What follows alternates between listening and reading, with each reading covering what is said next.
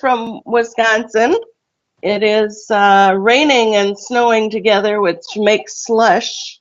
It's coming down pretty good. The other night it got down into the low 20s, and the bird bath itself was solidly frozen.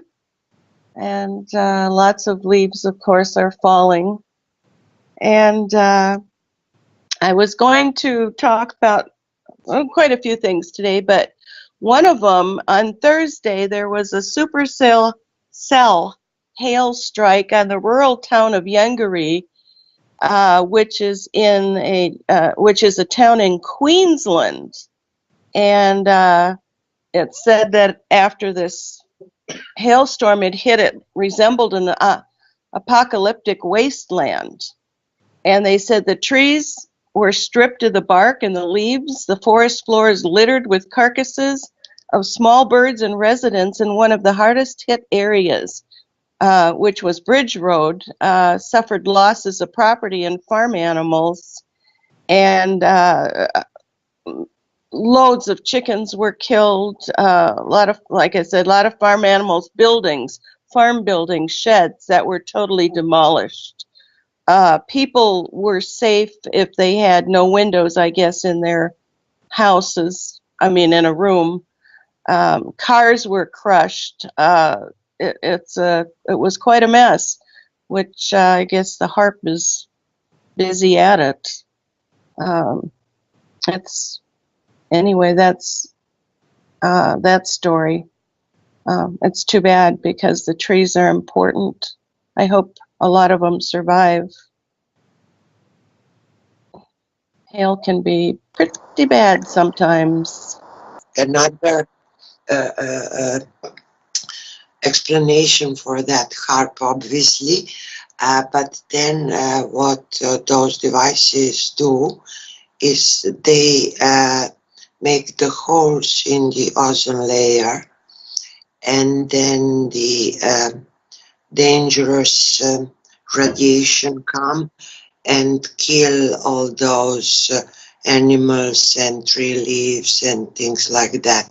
Those dangerous rays come through the ozone hole. And there is a big discussion, like on the internet, or a lot of info about how one of the consequences of those weather wars and other different wars and military mind is the making the shrinking of the ozone layer, and which destroys the organic life, actually. Yeah, right. Yeah, they do a real number on this planet. That's for sure. There's a I'm gonna go switch a little subject here. It's a tree that we pass on the way home to our home, and it is absolutely, positively gorgeous. And it's a brilliant, brilliant red. And you can see it for quite a while, quite a ways away. And so I thought, well, what kind of tree really is that? And I think what it's called is an autumn blaze red maple tree. It has, one of the interesting things about it, I did look it up, it has a fast growth. It grows 3 to 5 feet per year or more. And it said, what else makes the autumn blaze a must-have? It boasts insect and disease resistance in a uniform silhouette, with minimal mess as its leaves drop in the fall. So I thought it was really spectacular tree. And I just wanted to mention it. I just love looking at it on my way home. And also I've been doing just a little bit of research on trees and different kinds because we support and preserve the wonderful and the natural environment, and in turn it supports us. And one of the ones that I happened upon was the French lilac. Now, my grandmother had 4 lilac trees. One was a French lilac, and they have very light flowers, the kind of a bluish haze lavender flower. She also had a double white and 2 of the darker lilacs. But what they're doing research on the French lilac now, and they say it has anti-aging implications, potent ones, that it has been used in folk medicine since the Middle Ages. Now they're trying to link it to treat diabetes.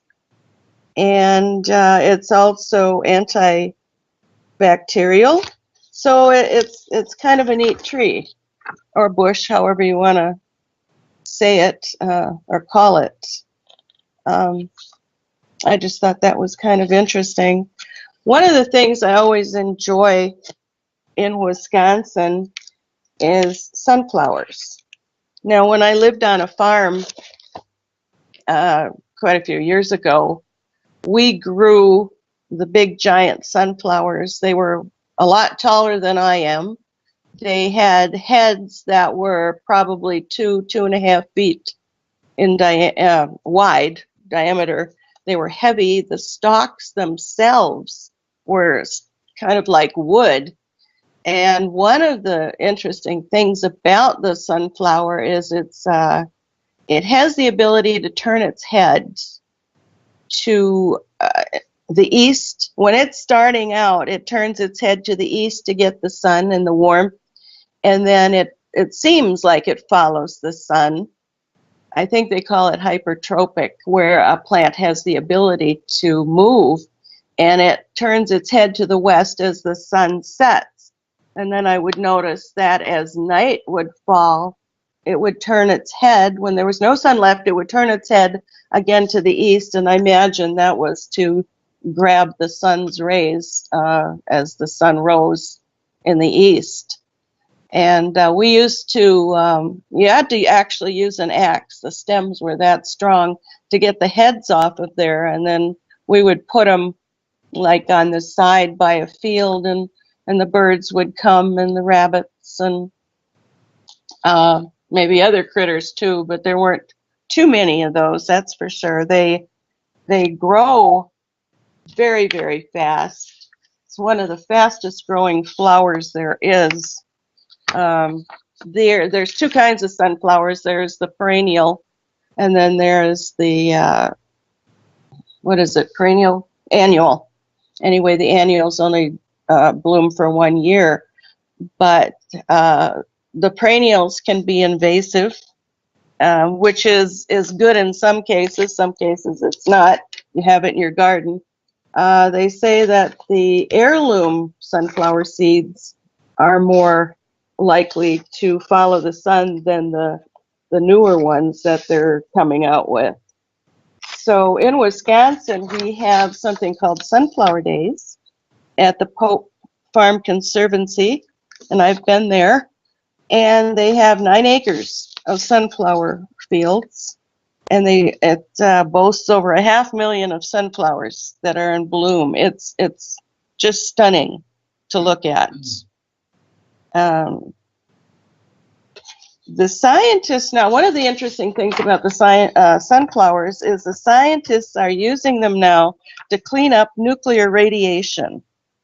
They're what they call a hyperaccumulator, and they have the ability to take up high concentrations of toxic materials in their tissues.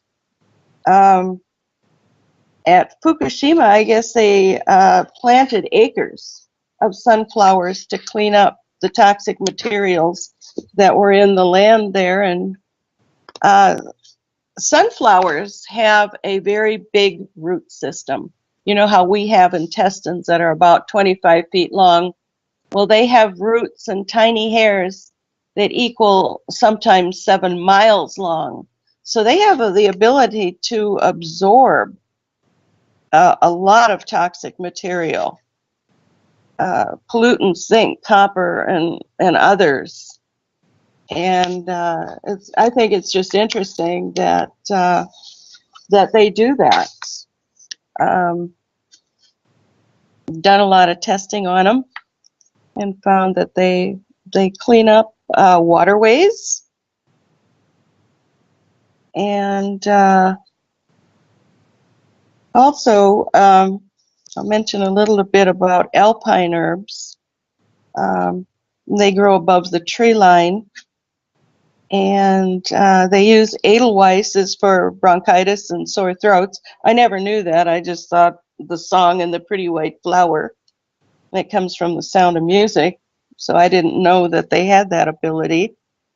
And lemon thyme and elder, which are antiviral. There's so many plants and trees out there that help us, and it would be, it's a shame that they're destroying a lot of that. And I also found out that there are certain types of clover that eat oil, and yellow poplars converts a toxic form of mercury into a more benign form. And evidently that breed of poplar, the yellow poplar, can also destroy dry cleaning solvents. These are used also to clean up our water supplies in polluted areas. Whether it's a swamp or a field near a nuclear reactor, the plants should be chosen for their ability to take up unwanted chemicals. But we have to look at what type of weather they tolerate also, because obviously we wouldn't be planting cactus in Wisconsin, or a plant that doesn't survive here. But I'm going to go back to sunflowers because I just happened to think of something there.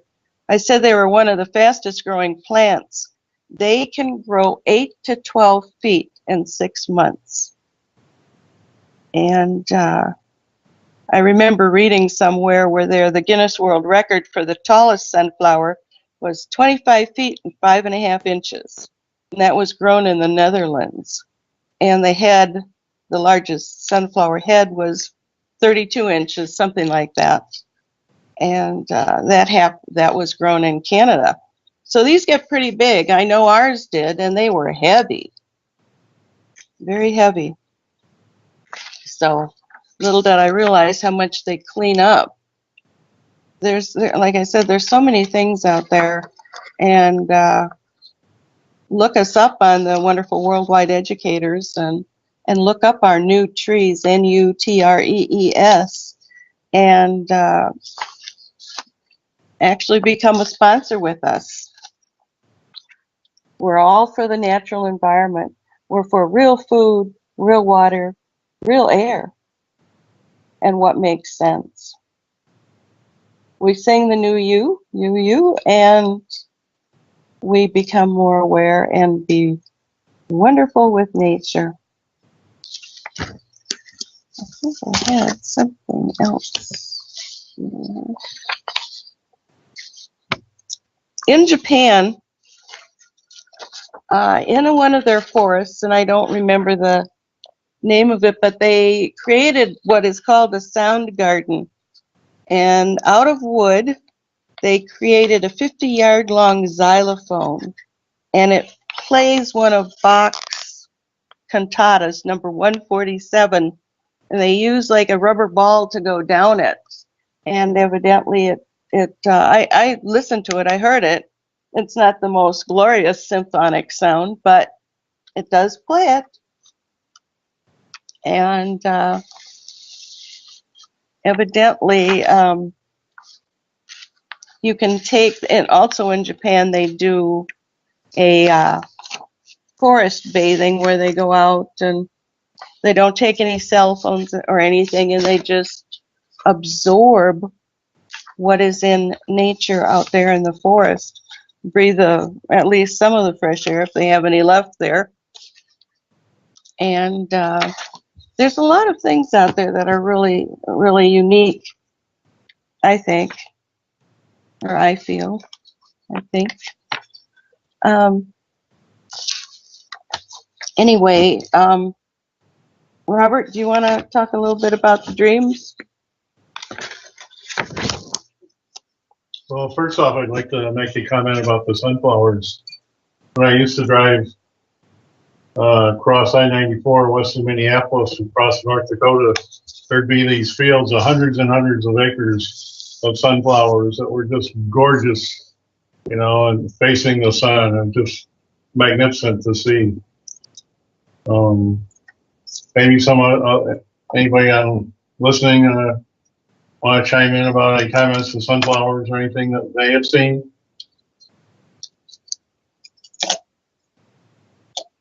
I know I've seen Ava's artwork with some sunflowers and the trees. They're gorgeous.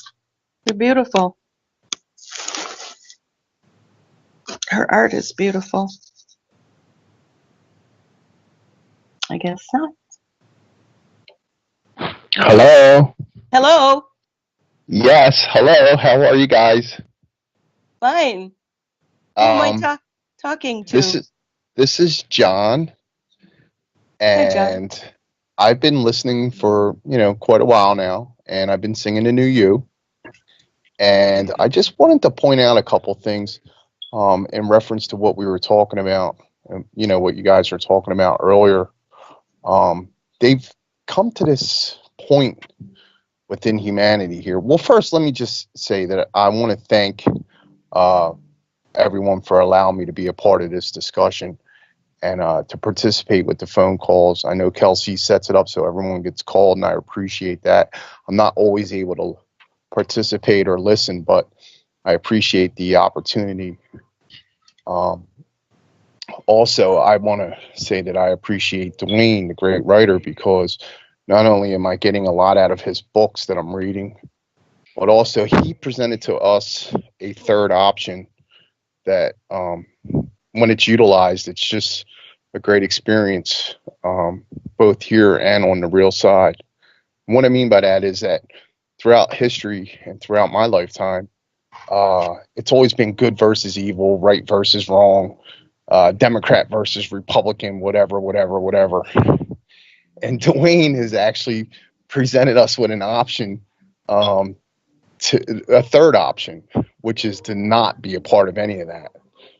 And by using my free will, I don't have to choose sides today, and I appreciate that. And that's been a big help and a big relief and a big burden off my shoulders, and it allows me to help others. But the whole thing with the climate, they've come out with this whole new normalism.